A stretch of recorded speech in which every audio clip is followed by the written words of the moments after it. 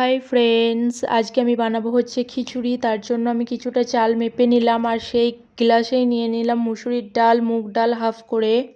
তো আমি চাল ডাল এখন ধুয়ে নেব আর ধুয়ে দিয়ে দেব হচ্ছে প্রেসার কুকারে সিটি দেওয়ার জন্য।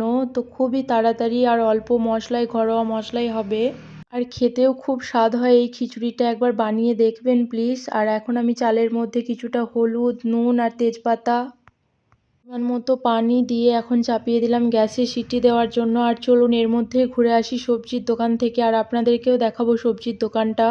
এখন বেরিয়ে পড়েছি রাস্তায়। আর এই যে ওয়েদার, আজকে খুবই ঠান্ডা আর বৃষ্টিও হচ্ছিল, তাই ভাবলাম ঠিক আছে খিচুড়ি করে নিই আজকে।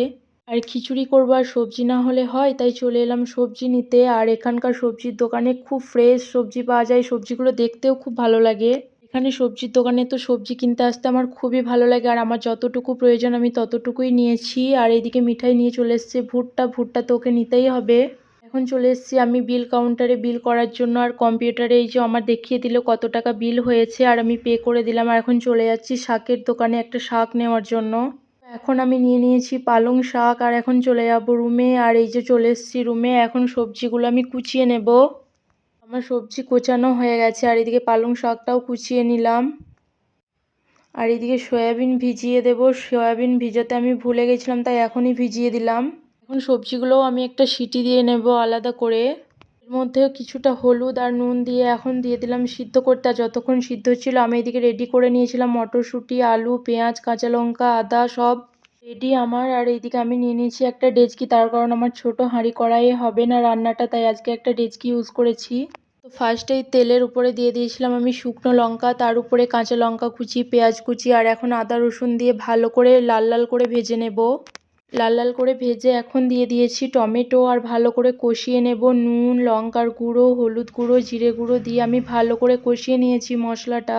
আর মশলার উপরে দিয়ে দিলাম আলু মটরশুঁটি। আলু মটরশুঁটি আমি সবজির সাথে দিইনি, তার কারণ গলে যেতে পারতো আলুগুলো। আর এদিকে কষানো হয়ে গেছে আর সিদ্ধ করে রাখা চাল সবজি সব দিয়ে ভালো করে নেড়ে এখন দিয়ে দিলাম পালং শাক। শাকটা দিয়ে ভালো করে নেড়ে চেড়ে এখন পরিমাণ মতো পানি দিয়ে এখন ঢাকা দিয়ে দেব। ঢাকা দিয়ে ফুটতে থাক আর তার মধ্যে খুলে একবার দেখে নিলাম। তো অনবরত নাড়তে হবে, না হলে তলায় লেগে যাবে, তাই নেড়ে আবার একবার ঢাকা দিয়ে দিলাম। আর সব সময় নাড়লে তলাটা ধরবে না, খিচুড়িটা ভালো হবে আর ধরে গেলে খেতে ভালো লাগবে না। তো আমার হয়ে গেছে খিচুড়ি, আলুটা দেখে নেব। তো আলুটা সিদ্ধ হয়ে গেছে আর আমার এদিকে খিচুড়িও রেডি হয়ে গেছে। আর উপর থেকে দিয়ে দিলাম কিছুটা চিনি আর ঘি। চিনি আর ঘি দিয়ে ফুটে গেছে আর আমি এখন গ্যাসটা অফ করে দেব। আর এখন আমি খাওয়ার জন্য রেডি করে নিয়েছি, এই যে ফাইনাল লুক। আর আজকের ভিডিওটা এই পর্যন্ত, বাই।